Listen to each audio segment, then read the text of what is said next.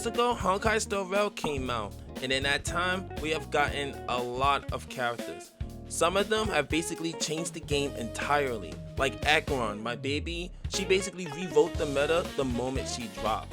Now we got characters coming out that are the meta, in every single patch with no debating. So what I'm going to do right now is I'm going to do the top 5 best physical characters we got in the game, because that's the very first element you get.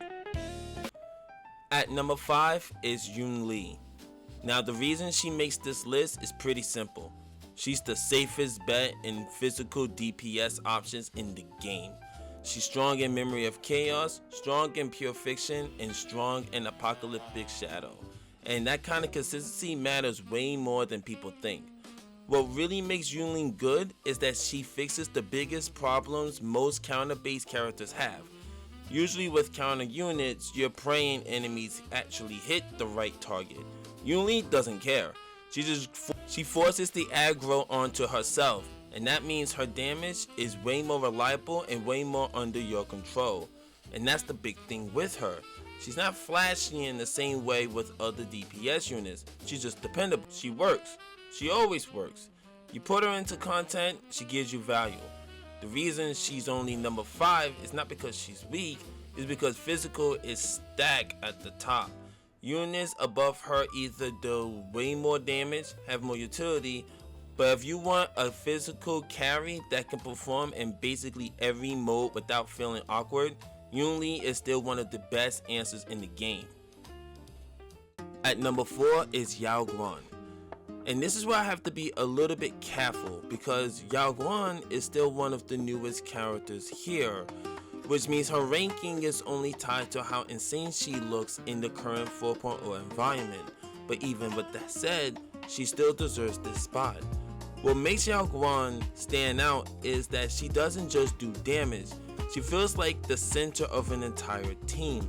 She's the engine for the new Elation setup. And once that team gets going, everything starts snowballing. Extra actions, more damage, more skill point flows, more turns. It just keeps feeding itself. That's why she looks so crazy in Pure Fiction right now. That mode loves units that could keep the momentum going. And Yao Guan basically turns that momentum into a loop. Once the team starts moving, it doesn't really want to stop. The only reason I'm not putting her higher is because I do think some of her current dominance is being helped by a meta that is very friendly to her. The current endgame clearly wants Elation to look amazing, which makes sense, it's the newest path. But even if you strip some of that away, she's still an elite. She still enables a full archetype, she still gives you value that most physical units can't even dream of. So yeah, maybe the exact rating settles is probably a little lower, but for right now, she is number 4. At number 3 is Robin. And honestly, Robin is one of those characters where ranking almost doesn't matter, because whether she's number 3, 2, or 1, the real point is that she's amazing. She got triple S's across the board. Memory of Chaos, Pure Fiction, Apocalyptic Shadow. No matter where you choose, Robin will be amazing. And there isn't many characters in that game who could actually boast that type of claim, and even fewer who could do it as cleanly as Robin. Robin's strength is not complicated. She makes your whole team better. She advances everybody, adds coordinated damage, boosts your carries, and smooths out all your runs, and turns already strong teams into something even nastier. And the best part is, she doesn't need a narrow setup to do it. That's why she's one of the safest pulls in the game. She's not locked to one element. She's not even locked to an archetype. She's not one of those units that looks incredible in one type of content, but feels awkward everywhere else. Robin just works, and that type of value is the reason she ranks this high. There are physical DPS units that hit harder in their own window. There are flashier showcases, but we're talking about who gives the most consistent value to most teams for the longest amount of time. Robin has the strongest argument in the game. So yeah, number 3 is Robin, but realistically, she's one of the most valuable characters in the game. And for number 2, we have Don Han Promiscuous Terrain. One thing that matters is a lot of players got Don Han for free in the 3.6 update. So for a huge part of the player base, this is not a rare luxury unit, this is a unit that most people have. What makes him so good is that he's not a normal sustain. His shields, it scales off his attack, not his defense, which means building him more offensively also strengthens the protection he gives the team. On top of that, his skills boosts the bond mace attack, and once his soul dragon is enhanced, it does follow-up damages to all enemies when it acts.